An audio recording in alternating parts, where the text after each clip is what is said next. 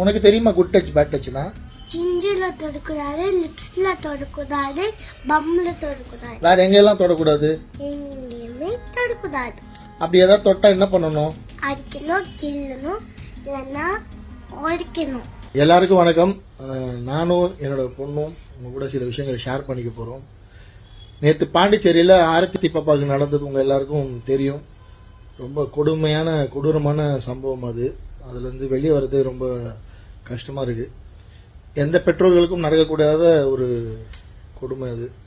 நம்ம அந்த இடத்துல இருந்து யோசிச்சு பார்க்கவே அடிவயிறெல்லாம் கலங்குது. ஸோ அந்த பெற்றோர்களுக்கும் அவங்க உறவினர்களும் எங்களுடைய ஆழ்ந்த இரங்கல்கள். ரொம்ப உயர்தரமான வீட்டில் அந்த மாதிரி பெரிய ஸ்கூல் அப்படிலாம் படிக்கிறவங்க வீட்டில் இருக்க குழந்தைங்களுக்கு இந்த குட் டச் பேட் டச் பற்றிலாம் சொல்லி கொடுத்துருவாங்க. குழந்தைங்க என்ன பண்ணக்கூடாதுன்னெலாம் சில இடங்களில் சொல்லி கொடுத்துருவாங்க. அதிலும் சில சொல்லாமல் விட்டது உண்டு.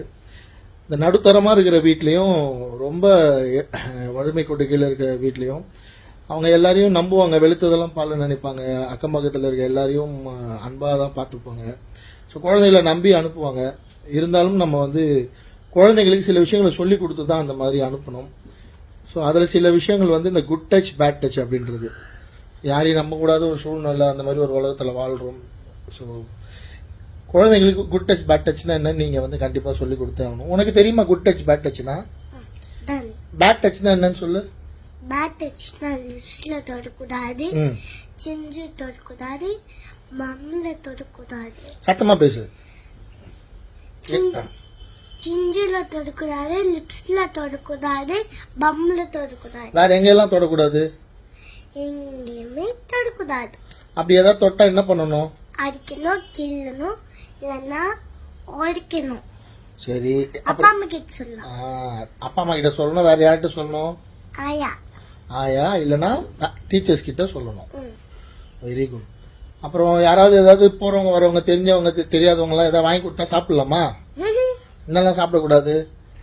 ஐஸ்கிரீம், சாக்லேட், பஞ்சு மிட்டாய். அப்படி ஏதாவது வாங்கி கொடுத்தா என்ன பண்ணணும்? வேணாம்னு சொல்லி தண்ணி ஊத்தணும். சரி சரி, நமக்கு தெரிஞ்சவங்களே வாங்கி கொடுத்துட்டாங்க. அப்ப எப்படி சாப்பிடணும்? சாப்பிடக்கூடாது.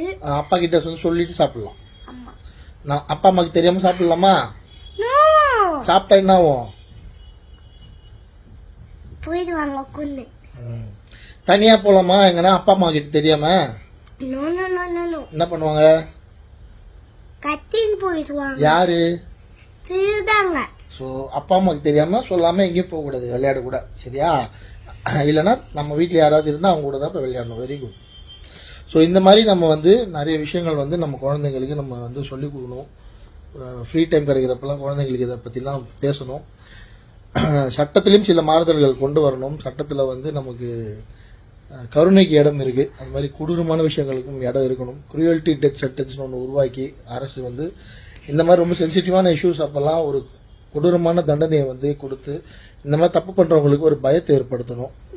ஸோ இந்த மாதிரி நிறைய விஷயங்கள் இருக்கு. இப்போ எல்லாம் பேசிட்டு இருக்காங்க. நிறைய மாற்றங்கள் நம்ம சட்டத்தில் வரணும்னு சொல்லி கேட்டு அந்த பெற்றோர்களுக்கு எங்களோட ஆழ்ந்த வருத்தங்களையும் அவங்களோட வருத்தங்களை நான் பகிர்ந்துக்கிறேன் இந்த நேரத்தில் தெரிவிச்சுக்கிறேன். தேங்க்யூ.